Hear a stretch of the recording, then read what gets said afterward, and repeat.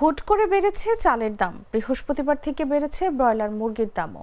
পাশাপাশি এখনও বোতলজাত সয়াবিন তেলের সরবরাহ স্বাভাবিক হয়নি। ফলে শুক্রবার ছুটির দিন সকালে বাজারে গিয়ে অস্বস্তিতে ক্রেতারা। তারা বলছেন, সপ্তাহ জুড়ে এমন অবস্থা বাজারের, এক পণ্যের দাম কমলেও আরেক পণ্যের বাড়ে। দেশে এখন আমনের ভরা মৌসুম।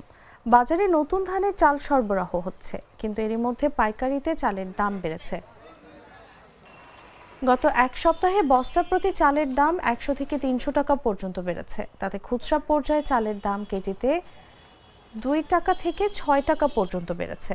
এর মধ্যে মোটা চালের দাম 2 টাকা বেড়ে 60 থেকে 64 টাকায় উঠেছে। স্বর্ণ ও পাইজাম জাতের চাল এই আমন মৌসুমে উঠলেও এসব চালের দাম বেড়েছে।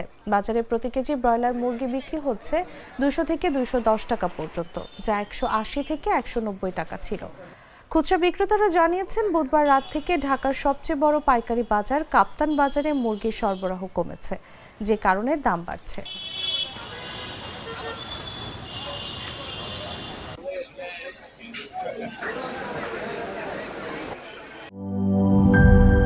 লাল সবুজের দেশে নতুন রঙের বেশে ঘরে বাহিরে সাজানো বলকে রেইনবো রেইনবো রেইনবো পেইন্টস রে সাশ্রয়ী দামে দেয়াল রাঙায় রেইনবো সবার রং সবার ঘরে ঘরে Rainbow Paints, the color of joy.